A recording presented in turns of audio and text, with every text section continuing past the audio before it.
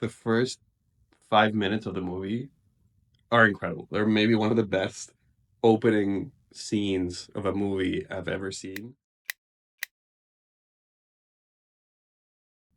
The Brutalist, directed by Brady Corbet, stars Adrian Brody as an immigrant, a Holocaust survivor from Hungary, that comes to America and makes it his life goal to try to build a brutalist structure in rural Pennsylvania. Now, with that description and the fact that the movie is 3.5 hours long, you would be forgiven for thinking that the movie is boring or maybe not for you. But the only way I can really describe this movie is mesmerizing or captivating. I cannot recommend watching this movie enough. If Adrian Brody doesn't win the Oscar, something is wrong. It's one of the best acting performances I have ever seen in my life. Yeah. And only he, I seriously believe this, only he could have carried this movie on his back for, not to say that other performances aren't incredible, but he really is.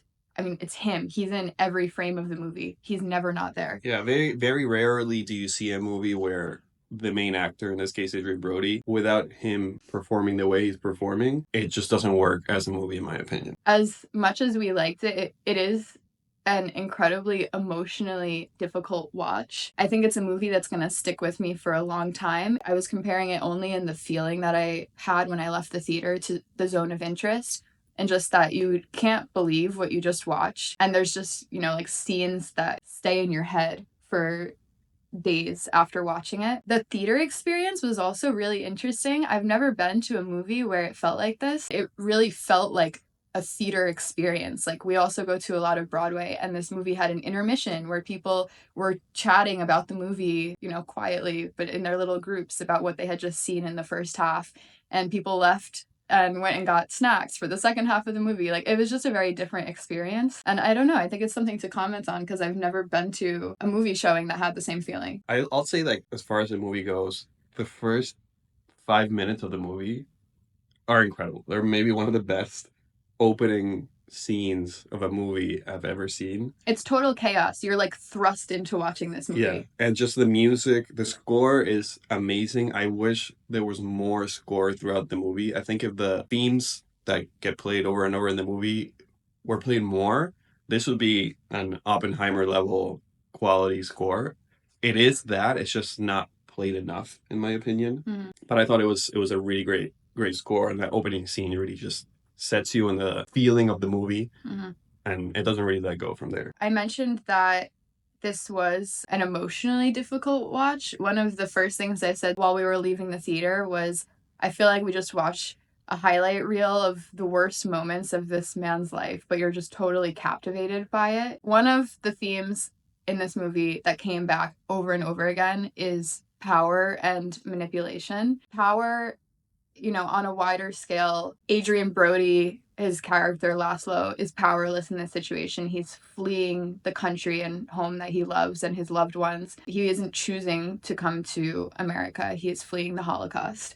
So already he's a powerless character in this world. But then once he arrives in the United States, the power dynamics between the people that he interacts with, it's a constant push and pull of, power and manipulation between him and first his cousin who welcomes him into the United States, and then later with some other characters in the film. Every character in the movie, mainly seen through Laszlo's perspective, Laszlo being the main character, does have some element that manipulates them, and they are manipulating someone else, including Laszlo. No, but one of the power dynamics that, is in play for the bulk of the 3.5 hour runtime is between Laszlo and Van Buren. Who's played by Guy Pearce. Yeah. And his character was also incredible. Like, talking about Adrian Brody's star power in this movie, Guy Pearce was also just insanely good. Van Buren is American. He's incredibly wealthy. He's Protestant. Everything that Laszlo is not. He's engaged Laszlo to build this brutalist structure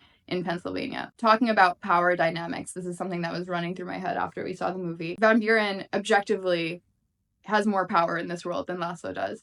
But briefly, there's a time in the movie where there's something that Laszlo has that Van Buren wants. Like, Laszlo, his architecture is admired. He's almost like a shiny new toy that Van Buren can showboat to his other wealthy socialite friends. So he engages Laszlo to build, this brutalist structure. Again, for that brief moment in time, the power playing field, it's not even, but there's something that they equally want from each other. So Laszlo has an opportunity to return to the job that he loves, be admired by the wealthy socialites in the outskirts of Philadelphia, and earn, like, most importantly, earn some money. There's a very common through line through the movie, which is you're constantly thinking, is this guy going to make it? Is this guy going to actually succeed in America? Is he going to make money? Is he going to build what he's trying to build? Is he going to become a renowned architect? That's throughout the whole movie. And that's how you follow. That's how you're stuck with him, trying to see him succeed, despite things that happen around him in his life. And moments where he is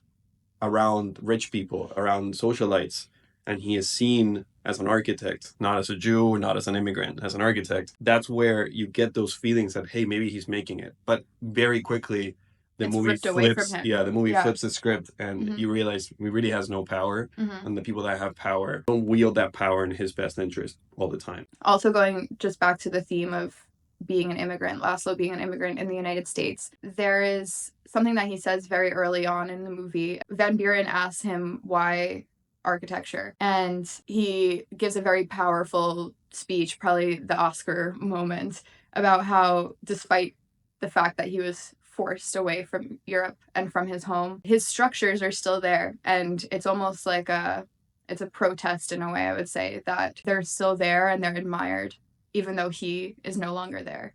And there's a theme as well, because again, being a Jew and an immigrant, despite the fact that people don't want him there, he is there. He's building this structure that will outlast all of them. And I think it's also brutalism itself. It makes itself known, you know? It's a massive concrete structure.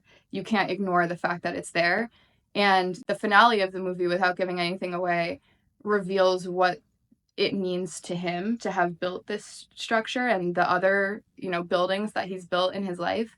That wraps up the movie in a very emotionally powerful way. Yeah, that leads me to really my only negative about the movie is that what you said earlier about this being a highlight reel of this guy's worst moments in his life. The character of Laszlo is a very emotionally detached character from his family, from his friends, from other characters, and from the audience as well. Adrian Brody plays him in a way that he feels a little distant. You can see the emotion in his face, but he's distant. He's not letting you in to what he's thinking at any given point. And for me, that made the movie feel less emotionally impactful in a way. I wasn't feeling like the ups and downs of this guy's life because it was really all downs until the very end of the movie, until the last 2 minutes where there's a revelation about what his motivations were throughout the whole movie. And that recontextualizes his entire character in a way that was very emotionally impactful. But maybe it came a little too late and too little. Again, that for me brings the movie down a little bit. Overall, I think it was great. I think it has a ton of merit, especially for a movie where, like I said at the beginning, you wouldn't think of something that might be very interesting. And it being so, and being more than interesting, being honestly like very artful. I think I disagree with you a little bit on him being an emotionally detached character, because there are a lot of moments in the movie where he shows emotions almost to the point that you feel like you're intruding on screen. He's showing emotions, Like, but he's not, again, revealing his inside feelings. That I agree with. He's not necessarily revealing his motivations or exactly what he's thinking, but there is a lot of like outward emotion shown in this movie. No, and this is not a criticism from a physical touch perspective. Yeah, and this is not a criticism of his performance at all. This is really just maybe a criticism of the way the movie made me feel, where I was feeling a constant tone of emotion, and I was looking for maybe more ups and downs, which I got a very big down or up, whatever you can call it, in the last 2 minutes of the movie that really kind of gut punched. But no, I do understand what you mean, because you're like, during the 3.5 hour journey that you're on, you're a little less sympathetic toward him because he seems obsessive to a point of self-destruction, that to complete this project, even though so many awful things have happened related to trying to complete this project. You don't really understand why this project is so important. Yes, and because it's never revealed again until the end. But once you do understand, that's why I said it would be very difficult to rewatch this movie, just because emotionally it's a hard watch. It's something that sticks with you. But on a rewatch, I think I would view it like completely differently. Yep.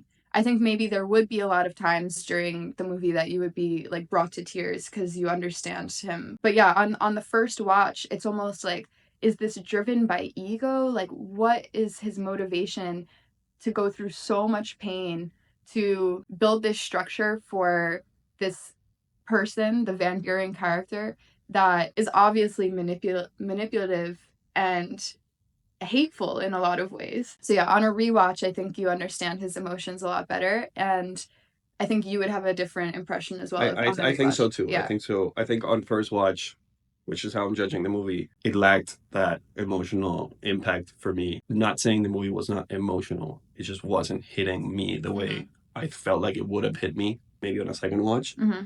So with that, I think my final rating would be an 8 out of 10. Mine is so high. A strong 8 out of 10. Yeah. Maybe on a second watch it would go up, but 8 out of 10. I don't even know what to rate it. I can't find any fault with it. I don't think you can just give it. Maybe Is it a 10? Is it a 10? I don't know. Maybe it's like a 9.5 out of 10. Like, it was so powerful to me. And it's, again, one that's going to stick with you a long, long time after you watch it. I do feel like the more I think about the movie, the higher that rating goes. Yes. I think it has to be like a 9.5 out of 10 for me. Maybe I'm also too generous with ratings. I have no idea. That's my feeling. I can't give it lower than a 9. But yeah, highly, highly recommend this movie. I recommend watching it ahead of the Oscars, because I think it's going to win a lot of awards. So I hope you enjoyed our discussion of The Brutalist. Go watch this movie in theaters if you can. And yeah, like and subscribe to our channel. Lots more content, movie reviews, just discussions about movies coming in the future. And if you saw the movie and you liked it, let us know what you thought. And if you didn't like it, be very brutal in the comments. Bye!